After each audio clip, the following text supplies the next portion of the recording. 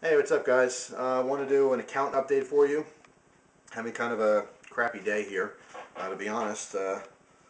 Just not feeling all that great. Kind of a stomach bug going around where I live, and I guess I caught it. Just been feeling kind of crappy. Luckily, I had the day off today. I slept in. I woke up probably 1:30 in the afternoon. Um, so kind of feeling like a bum today. But that's okay. Eventually, I crawled out of bed. You gotta do something. You can't lay in bed all day, you know. So turned on the TV, and the daytime television stinks. It is horrible. I don't know how people can do it. Who sit home all day. Um, it sucks. There's nothing on. I mean, I watched probably 2 episodes of Jerry Springer. Then I watched some Judge Mathis. Then I watched what was on Ellen DeGeneres, her show. I think she's a hilarious comedian, but her show, not for me. Not all that exciting. Um, what else? What else did I do? Um, Not much. This is about it. So I said to myself, I said, Jeff, what are we going to do? We can go back to bed. We could watch some more crappy TV. And I thought, oh, I know. I'll make a video for YouTube. I'll do an account update. Because I'm not really in the mood to do like a review. I have so much crap, guys, that I want to show you. But I got to kind of be in a mood to do a review. I don't want to do a review like sick and kind of crappy, because then it'll come out crappy. And you'll be watching it, you're not going to really get into it. So I figured I'd turn the camera on, let you stare at me, and I'll talk about some stuff going on. Got some things to show you. Got some good news, got some bad news. Um, let's see. Start off with the bad news. Since I'm feeling crappy, let's see if I can feel any worse. I just recently found out my Honda Accord, the Honda, the cars that run forever. They do run forever if you take care of them and you do maintenance. But it turns out the person who owned it before me didn't do any maintenance. So that's great news, right? Um, Actually, when I bought the car, the person who had it before me was an old man, but he only owned it for a month. The person that owned it before him was some kid, and it was the kid's first car, and obviously he drove it hard, and he beat it up, beat it to crap. So, anyway, on with the bad news. I found out I'm going to need a transmission. My transmission has been slipping. I thought I can get away with having a transmission service done, and hopefully that'll fix everything, and nope. Can't escape it. I need a new trans. Sucks. $1,500 a minimum for a rebuild. About $3,500 for a brand new one put in. I hate putting that much money into a car because I know all the other things I can get with the money. I mean, $1,500 even for the I'm probably gonna get a rebuild, because even though getting a new transmission is a better idea, I just can't wait that long to save $3,500. So that'll take me, I don't know, at least 4 or 5 months to save that much money. Maybe less if I started selling some of my stuff, but I just don't want to wait that long. So I'll probably get the rebuild. But it kills me, because $1,500, I can do so much with that. I can pay so many bills. That could be gas, money for a long time. New toys. $1,500, I can get a nice AR, 15. I can get a couple new handguns. I can get a really nice bolt action gun. I can get like a Remington 700 with a decent scope. For $1,500, and have a lot of fun with that. Putting in perspective, Jesus, I can get probably 20 new knives that I love. Awesome knives. I can get 3 custom knives. There's a lot. It's hard, because when I have to put money like that into a car, I look at other things that money could have gone to. Whether it be important stuff or just fun stuff. And it sucks. But you know what? I need the car. It's part of life, so gotta get the repair done. But I thought I'd share my misery with you guys. So yeah, that stinks. But I do have some good news. Right before I found out that I was going to need a big car repair like this, I did purchase a new gun. The gun was extremely cheap, and I'm excited to show you guys. Pretty much everyone who owns guns or into guns know about this. It's a rifle. Alright, well, of course my batteries died. That's another thing I need, new rechargeable batteries. They are rechargeable, and I do charge them, but 600 plus videos later, they're not holding a charge all that great. So I need to replace my batteries. But anyway, let's get a little more upbeat in this video. I got my gun here off to the side. I can't wait to show it to you. I'm very excited about it.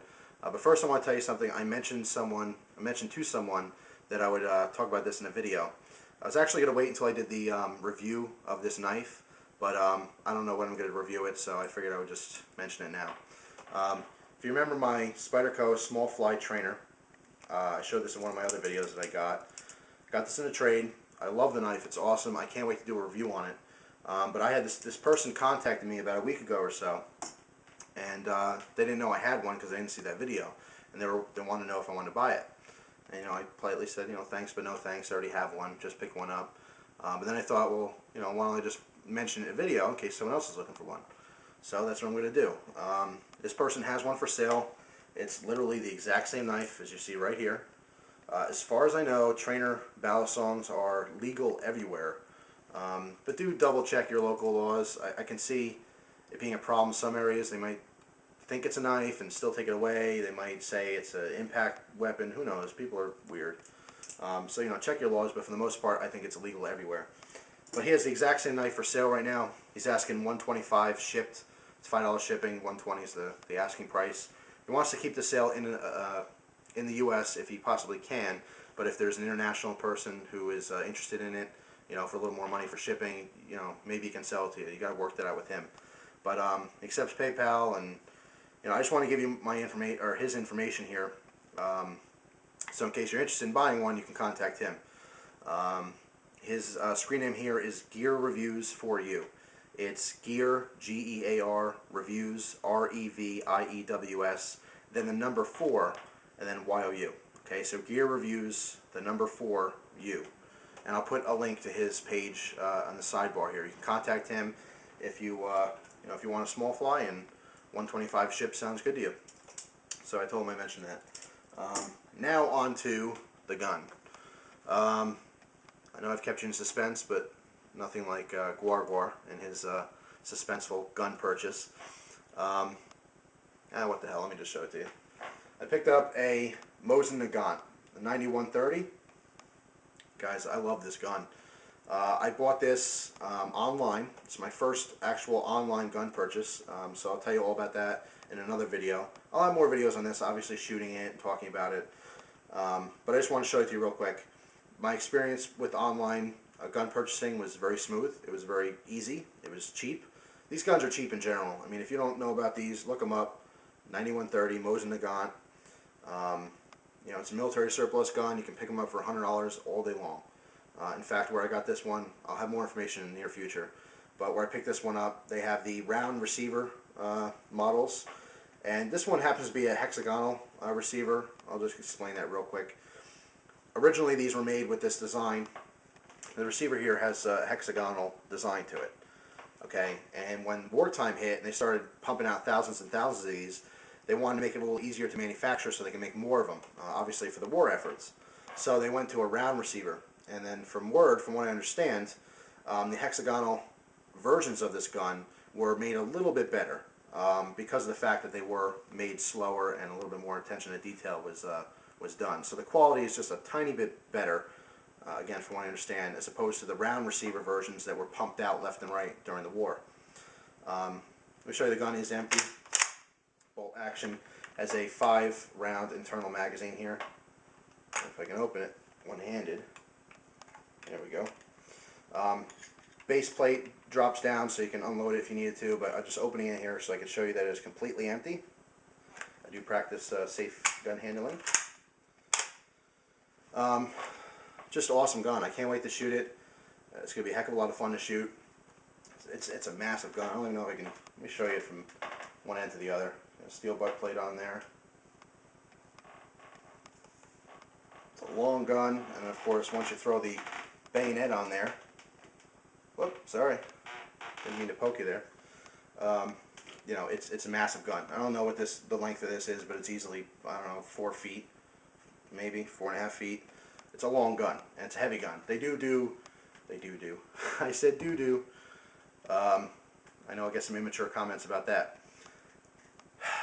I'm getting thrown off subject here. I don't even know what I was going to say. Oh, this is the longer version. They do make a carbine version with a shorter barrel. This is the longer version of it. Very cool though. One little thing I noticed, I don't know if you guys, a lot of you guys out there have these guns because they are so affordable. But one thing I noticed through someone's YouTube video, and I don't remember their name, I apologize, but I didn't realize there's an automatic decocking mechanism on this gun. For example, when you put in 5 rounds, when you push the bolt forward and you close the action, this is cocked back, okay, so it's ready to fire. If I were to pull the trigger, well, I'll pull it and I'll hold on to this.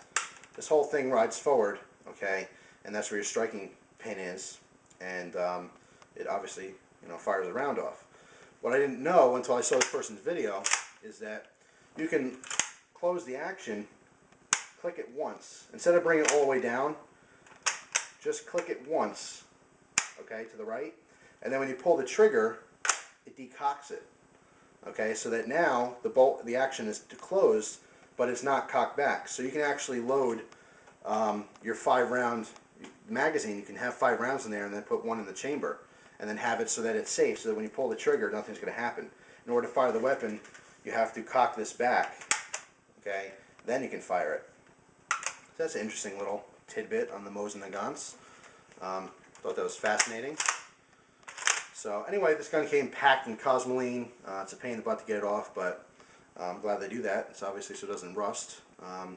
This is from Russia originally, so they have to go on these big boats, and with the seawater, it's really nasty with guns, so they have to really just completely soak them in cosmoline so they don't rust.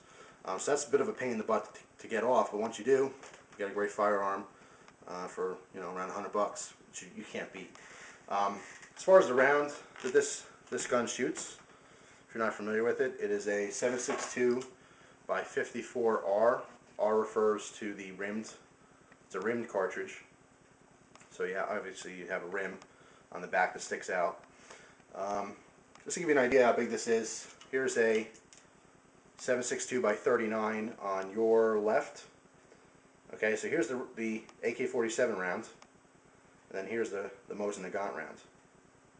From what I understand, the Mosin Nagants were favored as sniper rifles by a lot of different countries, not just Russia. But the sniper round, or sniper versions of the gun, had a longer bolt and it was angled down, so that when they mounted their scope on top, the bolt didn't get in the way. Okay. Otherwise, if you had a stock version like this one, the bolt would interfere with the actual scope you had on here.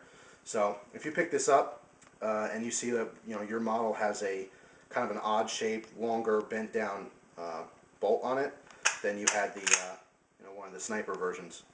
But very cool gun. Just can't wait to shoot this thing. It's awesome. So I'll have videos in the future on this for sure. Very exciting. Like I said, $100. It's awesome. This specific one was made in 1932. It's marked on the receiver. There's a lot of different markings on this gun, which I'll go over in the future videos, as to what they mean. But 1932 is very cool. What's the significance of that? Well, I also happen to like Zippos, which you guys know, and Zippo was invented in 1932 by George G. Blaisdell in Bradford, Pennsylvania. So that's kind of cool. I bought the gun, in 1932. George G. Blaisdell was, in his little workshop, inventing the Zippo lighter, which he didn't really invent the lighter. All he really did was take an existing lighter and put a hinge on it, so it's one-hand operable. But at the same time, on the other side of the world, in Russia, they're making this gun. So that's just really cool. Kind of a weird coincidence that I ended up getting that year. But anyway, that's pretty much it. I don't know how exciting this video was, but I'm bummed out about the car, as anyone would be. But I'm totally excited about the gun.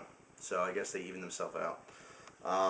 But like I said, the cool thing is that even though I won't be buying anything new for a couple months because I'm saving to repair my car, I got so much stuff to show you guys, it doesn't matter. It won't affect my video output. Plenty of stuff to show you. I do have some more silver videos I want to make. I'm working very hard to contact a company overseas who I feel is very, very good. I've had a couple recommendations from my international friends. So you guys have a source, because I want to do another precious metal source video for my international viewers. Okay, people who live in Australia and Germany, France, the UK, Canada, anywhere. So far, the companies I mentioned don't ship outside the U.S. So they're watching my videos and they're going, cool, I want to buy some. Uh-oh, I can't buy it, they don't ship to me. So I want to definitely get some information from my international viewers, because I think about you guys just as much as I think about my U.S. viewers, you know. So so I'm working on that. That's pretty much it. My usual stuff coming: guns, knives, flashlights, gear reviews, shooting videos, talking videos like this, EDC updates, all kinds of stuff. So anyway, hopefully I feel better. It is getting later in the day. I'm finally starting to actually wake up, and you know, I guess seeing the gun made me happy again, so that kind of got my mood back up. So anyway, that's it. I want to do an account update for you guys and keep you posted on what's going on. Again, if you're interested in you know, the little Smallfly trainer, contact my friend. Gear reviews for you. Again, I'll put his information in the sidebar over there for you to click on and send him a message. So that's pretty much it. Thank you once again for watching, and as always, I hope you enjoy the rest of your day. And I mean it. Take care, guys.